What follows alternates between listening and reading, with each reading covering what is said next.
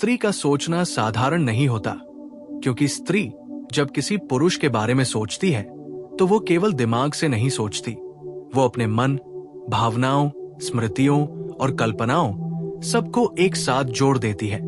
और यही कारण है कि स्त्री का सोचना ऊर्जा बन जाता है, तरंग बन जाता है, असर बन जाता है। और जब ये सोचना लगातार होता है, गहरा होता है, भावनात्मक होता है, तो उस पुरुष के जीवन में कुछ ऐसी घटनाएं घटने लगती हैं जिनका कारण वो खुद भी नहीं समझ पाता, लेकिन भीतर ही भीतर वो बदलने लगता है, बेचैन होने लगता है, आकर्षित होने लगता है और कभी कभी बिना किसी बातचीत के ही उस स्त्री की ओर खींचने लगता है। क्योंकि मनोविज्ञान कहता है कि जहां ध्यान जाता है वहां ऊर्जा जाती है, और जहां ऊर्जा जाती है वहां प्रभाव पड़ता है। पहली घटना, उस पुरुष के मन में अचानक उस स्त्री की उपस्थिति महसूस होने लगती है। जब कोई स्त्री किसी पुरुष के बारे में बार बार सोचती है, खासकर भावनात्मक जुड़ाव के साथ, तो उस पुरुष के मन में अचानक उस स्त्री के विचार आने लगते हैं। बिना किसी स्पष्ट कारण के, बिना किसी मैसेज, कॉल या मुलाकात के, वो अचानक उसे याद करने लगता है। उसे किसी गाने में, किसी जगह पर, किसी बात में महसूस करने लगता है।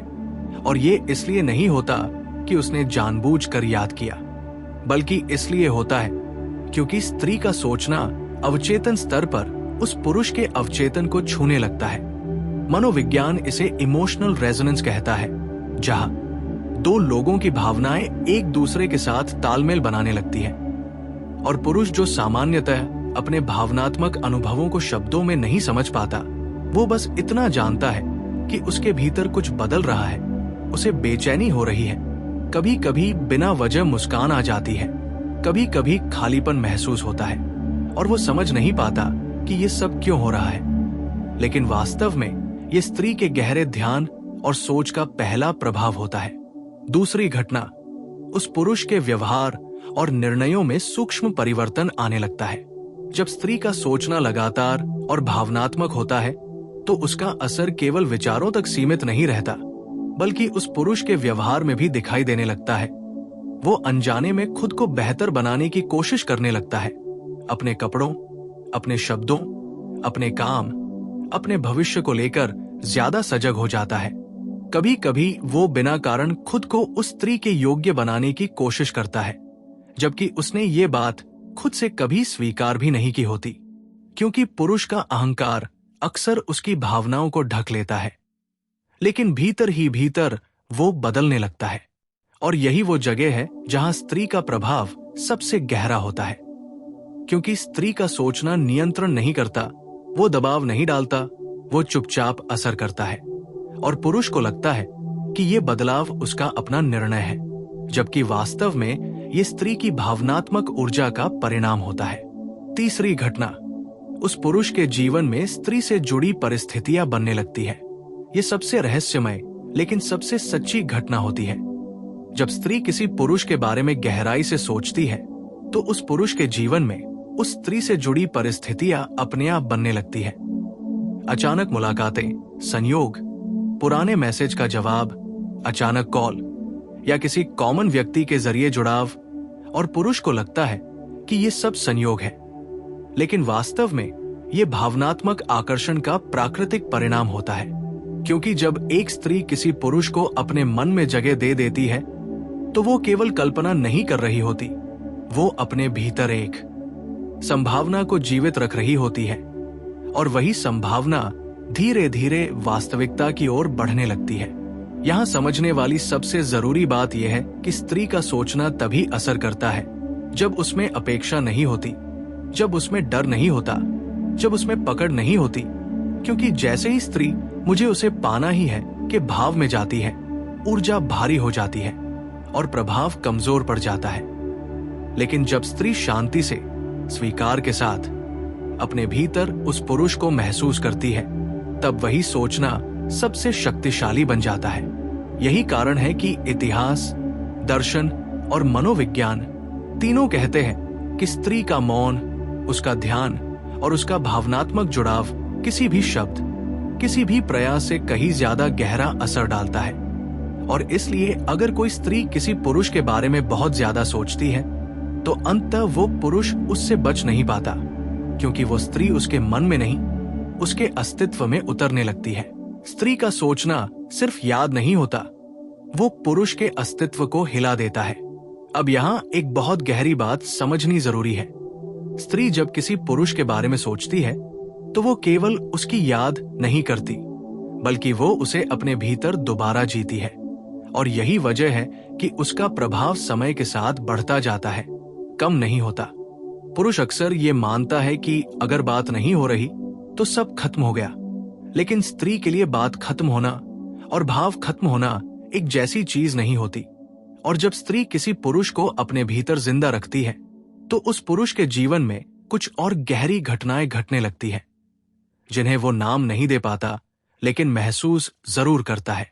चौथी गहरी घटना, उस पुरुष के भीतर अजीब सी बेचैनी जन्म लेती है। ये बेचैनी सामान्य नहीं होती, ये न तो करियर की होती है, न पैसों की, न भविष्य की। ये एक अनकही, बिना कारण की बेचैनी होती है, जहां पुरुष को लगता है कि सब कुछ ठीक है, फिर भी कुछ अधूरा है। और यही अधूरापन उस स्त्री की वजह से होता है जो उसके बारे में लगातार सोच रही होती है। मनोविज्ञान कहता है कि जब कोई व्यक्ति किसी और के भावनात्मक फोकस का केंद्र बन जाता है तो उसके भीतर रेस्टलेसनेस विदाउट रीजन पैदा होती है, और पुरुष इसे अक्सर नजरअंदाज करता है, खुद को व्यस्त रखने की कोशिश करता है, काम में डूब जाता है, दोस्तों में घुल जाता है।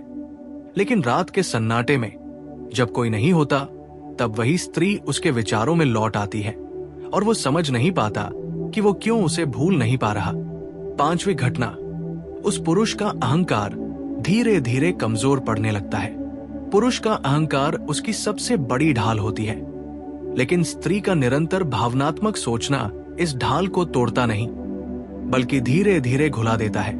और यही कारण है कि कुछ समय बाद वही पुरुष जो कभी भावनाओं को कमजोरी मानता था, अचानक खुद को भावनात्मक रूप से असुरक्षित महसूस करने लगता है। वो खुद से सवाल करने लगता है, क्या मैं उसे याद करता हूं? क्या मुझे उससे बात करनी चाहिए? अगर उसने मुझे भुला दिया तो? और ये सवाल तभी जन्म लेते हैं जब स्त्री का सोचना उस पुरुष के भीतर अपनी जगह बना चुका होता है, क्योंकि अब वो केवल आकर्षण नहीं रह जाता, वो जुड़ाव बन जाता है। छठी घटना, उस पुरुष का दिल स्त्री की अनुपस्थिति में बोलने लगता है। जब स्त्री किसी पुरुष के बारे में गहराई से सोचती है तो एक समय ऐसा आता है जब उस पुरुष का दिल उसकी अनुपस्थिति में भी उसे महसूस करने लगता है। उसे लगता है जैसे वो स्त्री उसके पास है, उसे देख रही है, उसे समझ रही है। और यही वजह है कि कई पुरुष कहते हैं, मुझे नहीं पता क्यों, लेकिन उसकी कमी महसूस होती है। ये कमी तब महसूस होती है जब स्त्री ने उसे अपने भीतर बहुत गहराई से जगह दी होती है, क्योंकि स्त्री का सोचना केवल याद नहीं बनता, वो एक भावनात्मक उपस्थिति बन जाता है, और पुरुष उस उपस्थिति का आदी हो जाता है। यहाँ एक बहुत बड़ा सच सामने आता है। स्त्री का सोचना पुरुष को मजबूर नहीं करता, वो उसे खींचता है। और मजबूरी और आकर्षण में यही सबसे बड़ा अंतर है। मजबूरी में व्यक्ति भागता है, आकर्षण में व्यक्ति खुद लौट आता है।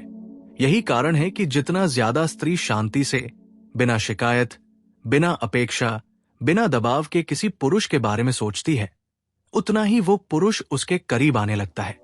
और कई बार तो वो खुद नहीं समझ पाता कि वो क्यों वापस आ रहा है। लेकिन यहां एक चेतावनी भी है, बहुत जरूरी। अगर स्त्री का सोचना डर से भरा हो, कहीं वह मुझे छोड़ न दे, कहीं वह किसी और के पास न चला जाए, मुझे उसे हर हाल में पाना है, तो वही सोचना उल्टा असर करने लगता है, क्योंकि डर भारी ऊर्जा पैदा करता है, और भारी ऊर्जा आकर्षण नहीं, दबाव बनाती है। स्त्री का सोचना तभी असर करता है जब उसमें स्वीकृति हो, सम्मान हो और खुद की पूर्णता हो। असली शक्ति यहां है जब स्त्री किसी पुरुष के बारे में सोचती है लेकिन अपनी जिंदगी को रोकती नहीं। जब वो अपने आत्मसम्मान, अपने लक्ष्य, अपनी शांति के साथ जुड़ी रहती है, तब वही स्त्री उस पुरुष के लिए सबसे ज्यादा प्रभावशाली बन जाती है, क्योंकि अब वो जरूरत नहीं, चयन बन जाती है। और पुरुष हमेशा उसी स्त्री की ओर खींचता है जो उसे चुनती है, लेकिन उस पर निर्भर नहीं होती। स्त्री जब किसी पुरुष के बारे में लगातार सोचती रहती है तो एक समय के बाद वो सोचना सिर्फ भावनात्मक नहीं रहता बल्कि अस्तित्वगत हो जाता है। यानी वो पुरुष केवल उसके विचारों में नहीं बल्कि उसकी ऊर्जा, उसकी संवेदनाओं और उसके मौन में उतर जाता है। और यही वो बिंदु है जहां पुरुष के भीतर सबसे गहरी उथल पुथल शुरू होती है, क्योंकि अब वो पुरुष उस स्त्री से दूर होकर भी उससे अलग नहीं रह पाता। वो जितना खुद को समझाने की कोशिश करता है कि मैं ठीक हूं, मुझे फर्क नहीं पड़ता, उतना ही भीतर कहीं कुछ चुभता रहता है। उसे लगने लगता है कि उसकी जिंदगी में सब कुछ चल तो रहा है, लेकिन कुछ वैसा नहीं है जैसा होना चाहिए। वो हंसता है, लेकिन हंसी में वजन नहीं होता। वो लोगों के बीच रहता है, लेकिन भीतर कहीं अकेलापन खड़ा रहता है।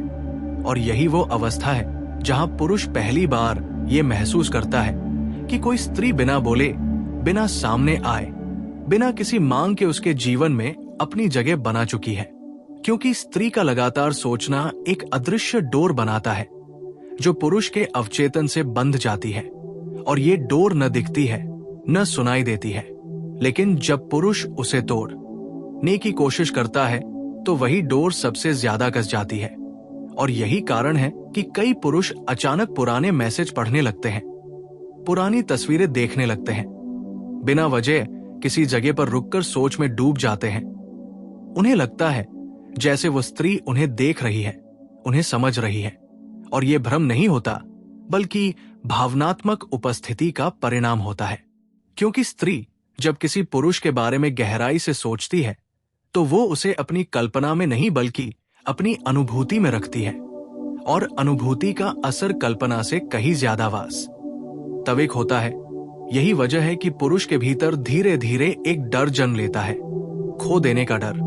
और ये डर तभी आता है जब जुड़ाव बन चुका होता है, इससे पहले नहीं। क्योंकि पुरुष तब तक नहीं डरता जब तक उसे ये एहसास न हो जाए कि अगर वो स्त्री चली गई तो उसकी जिंदगी में एक खाली जगह रह जाएगी जिसे कोई और भर नहीं पाएगा। और इस डर के साथ साथ उसके भीतर एक और बदलाव आता है, तुलना। वो अनजाने में हर दूसरी स्त्री की तुलना उसी से करने लगता है।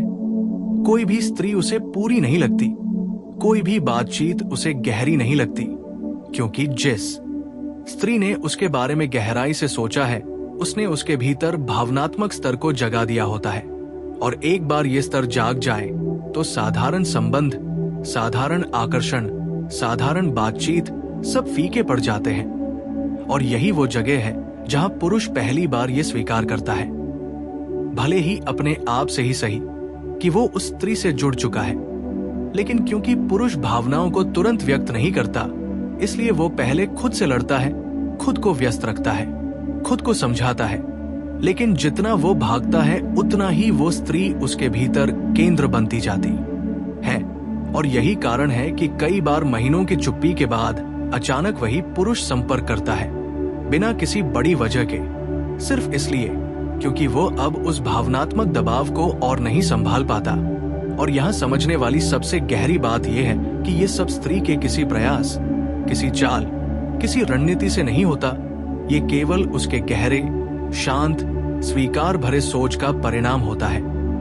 लेकिन जैसे ही स्त्री इस प्रक्रिया में खुद को भूलने लगती है, खुद को रोकने लगती है, अपनी खुशी, अपनी पहचान, अपनी जिंदगी को उस पुरुष के इर्द गिर्द घुमाने लगती है, उसी पल ये ऊर्जा कमजोर पड़ने लगती है। क्योंकि अब ये सोचना प्रेम नहीं बल्कि निर्भरता बन जाता है, और निर्भरता आकर्षण को मार देती है। यही कारण है कि स्त्री के लिए सबसे जरूरी ये नहीं है कि वो कितनी गहराई से किसी पुरुष के बारे में सोचती है, बल्कि ये है कि वो सोचते हुए भी खुद से जुड़ी रहती है या नहीं। क्योंकि जिस दिन स्त्री खुद में पूरी होती है, उसी दिन उसका सोचना सबसे ज्यादा असर करता है। और तब पुरुष न केवल उसकी ओर खींचता है, बल्कि उसके सामने खुद को छोटा, असुरक्षित और सच्चा महसूस करता है। और यही वो अवस्था होती है जहां पुरुष सच में झुकता है, शब्दों से नहीं बल्कि अपने व्यवहार से, अपने लौटने से, अपने बदलने से। क्योंकि अंत में पुरुष उसी स्त्री के पास ठहरता है जिसने उसे पकड़ने की कोशिश नहीं की, बल्कि उसे भीतर से छू लिया। स्त्री का किसी पुरुष के बारे में लगातार सोचना जब अपनी चरम अवस्था में पहुंचता है तो वो केवल उस पुरुष के जीवन में हलचल नहीं मचाता, बल्कि उसकी पहचान, उसकी पसंद, उसके निर्णय और उसके रिश्तों की दिशा तक बदलने लगता है। क्योंकि अब वो पुरुष केवल उस स्त्री को याद नहीं करता, बल्कि अपने भीतर एक ऐसी आवाज सुनने लगता है जो उसे लगातार ये एहसास दिलाती रहती है कि उसने कहीं कुछ अधूरा छोड़ दिया है। और ये अधूरापन किसी लक्ष्य का नहीं, बल्कि किसी आत्मिक जुड़ाव का होता है। वो पुरुष चाहे जितना भी आगे बढ़ जाए, नई जिंदगी बना ले, नए लोगों से घिर जाए, लेकिन भीतर कहीं एक तुलना चलती रहती है, एक मापदंड बन जाता है। और वो मापदंड वही स्त्री होती है जिसने बिना बोले, बिना मांगे, बिना सामने आए उसके भीतर जगह बना ली थी। क्योंकि स्त्री का सोचना जब प्रेम और स्वीकार से भरा होता है तो वो पुरुष के अवचेतन में एक स्थायी छाप छोड़ देता है, और यही छाप समय के साथ और गहरी होती जाती है। पुरुष को लगने लगता है कि वो जिस भी दिशा में जा रहा है वहां कहीं न कहीं वही स्त्री खड़ी है, किसी याद में, किसी गंध में, किसी शब्द में, किसी खामोशी में। और यही वो अवस्था है जहां पुरुष पहली बार ये महसूस करता है कि कुछ रिश्ते दूरी से खत्म नहीं होते, कुछ भावनाएं समय से कमजोर नहीं पड़ती, बल्कि समय के साथ और स्पष्ट होती जाती है। और यहाँ एक और गहरी घटना घटती है। पुरुष के भीतर नियंत्रण की इच्छा टूटने लगती है। वो जो हर चीज को तर्क से समझना चाहता था, हर भावना को नाम देना चाहता था, अब वो पहली बार किसी ऐसी अनुभूति से गुजरता है जिसे वो समझा नहीं सकता, बस महसूस कर सकता है। और यही अनुभूति उसे विनम्र बनाती है, उसे नरम बनाती है, उसे इंसान बनाती है। क्योंकि स्त्री का गहरा सोचना पुरुष को उसकी भावनात्मक सच्चाई से रूबरू करवा देता है।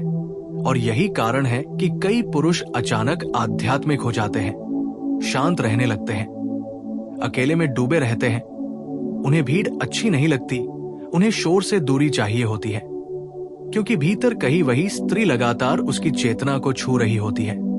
और यहाँ सबसे रहस्यमय बात यह होती है कि स्त्री को अक्सर पता भी नहीं चलता कि उसका सोचना इतना असर कर रहा है, क्योंकि वो अपने मन में शांति से उस पुरुष को जगह देती है, बिना किसी अपेक्षा के, बिना किसी मांग के।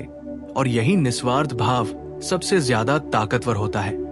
लेकिन जैसे ही स्त्री ये जानने की कोशिश करती है कि क्या वह भी मुझे याद करता है, क्या उसे फर्क पड़ रहा है, उसी पल ऊर्जा बदलने लगती है। क्योंकि अब प्रेम में जिज्ञासा नहीं बल्कि असुरक्षा आ जाती है, और असुरक्षा आकर्षण को कमजोर कर देती है। यही कारण है कि जो स्त्रियां सच में किसी पुरुष के जीवन में गहराई से उतर जाती हैं, वे वही होती हैं जो सोचते हुए भी खुद को नहीं खोती, जो अपने जीवन को रोकती नहीं, जो अपनी खुशी, अपने लक्ष्य, अपनी पहचान को उस पुरुष पर निर्भर नहीं बनाती, बल्कि शांत आत्मविश्वास के साथ आगे बढ़ती रहती है। और यही आत्मविश्वास पुरुष को भीतर से हिला देता है, क्योंकि पुरुष उसी स्त्री से डरता है जिसे वो खो सकता है लेकिन नियंत्रित नहीं कर सकता। और यहीं से अंतिम परिवर्तन शुरू होता है। पुरुष का लौटना, ये लौटना हमेशा शारीरिक नहीं होता। कभी वो मैसेज के रूप में आता है, कभी ख्याल के रूप में, कभी पछतावे के रूप में, कभी अचानक ये एहसास बनकर कि काश मैंने तब उसे समझा होता। और कई बार ये लौटना शब्दों में नहीं बल्कि जीवन के सबक में बदल जाता है, जहां पुरुष आगे की हर स्त्री के साथ उसी स्त्री की सीख लेकर चलता है। क्योंकि स्त्री का गहरा सोचना केवल एक पुरुष को नहीं बदलता, वो उसके भविष्य के हर रिश्ते को प्रभावित करता है। और यही कारण है कि कहा जाता है कि स्त्री का प्रेम अगर सच्चा हो तो वो पुरुष को पकड़ता नहीं, लेकिन छोड़ता भी नहीं। वो पुरुष के भीतर एक ऐसी छाया छोड़ देता है जो हर मोड़ पर उसके साथ चलती है। और अंत में वही पुरुष समझ पाता है कि सबसे गहरा रिश्ता वो नहीं होता जिसमें रोज बात हो, बल्कि वो होता है जिसमें दूरी के बावजूद भी भीतर संवाद चलता रहे। और यही संवाद तब तक चलता रहता है जब तक या तो पुरुष सच में लौट ना आए, या फिर स्त्री अपने भीतर से उसे पूरी तरह विदा न कर दे। क्योंकि जिस दिन स्त्री सच में छोड़ देती है, उस दिन उसका सोचना रुक जाता है, और उसी दिन पुरुष को सबसे ज्यादा महसूस होता है कि उसने क्या खो दिया। जब स्त्री का सोचना उस अंतिम सीमा तक पहुंचता है जहां वो अब सवाल नहीं करती, उम्मीद नहीं करती, जवाब नहीं खोजती, बल्कि सिर्फ भीतर एक शांत उपस्थिति की तरह उस पुरुष को स्वीकार कर लेती है, तब वही सोचना सबसे ज्यादा शक्तिशाली हो जाता है। क्योंकि अब उसमें चाह नहीं होती, कमी नहीं होती, बल्कि पूर्णता होती है। और यही पूर्णता पुरुष के भीतर सबसे बड़ा तूफान खड़ा कर देती है।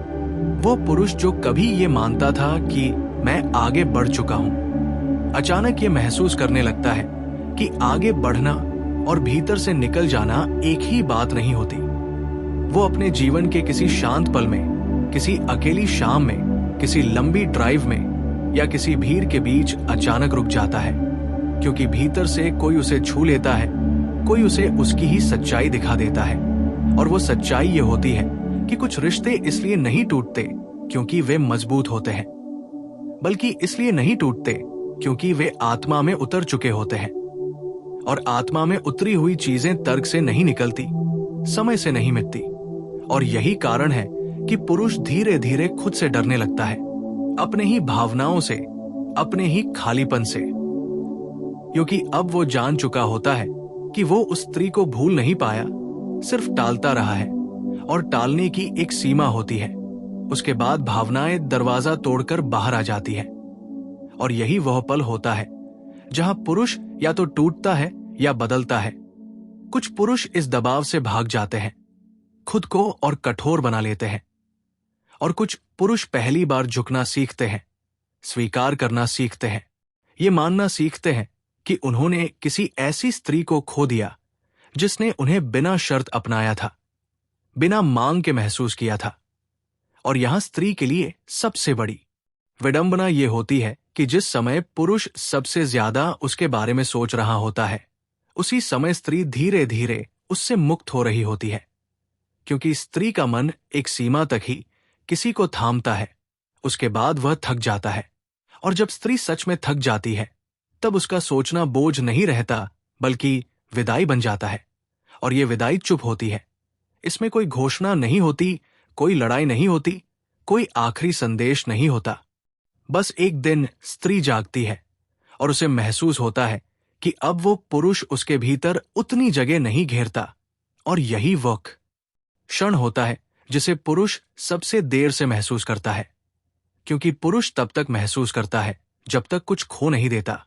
और जब उसे ये एहसास होता है कि अब स्त्री का ध्यान, उसकी ऊर्जा, उसका मौन उससे हट चुका है, तब वो बेचैन हो उठता है।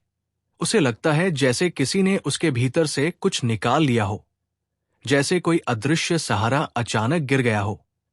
और वो समझ नहीं पाता कि ये खालीपन क्यों इतना गहरा है, क्योंकि उसे ये नहीं पता होता कि वो खालीपन उस स्त्री के सोच का था, उस स्त्री की उपस्थिति का था, जो इतने समय से बिना बोले उसे थामे हुए थी। और यही कारण है कि कई बार पुरुष ठीक उसी समय लौटने की कोशिश करता है जब स्त्री सच में आगे बढ़ चुकी होती है।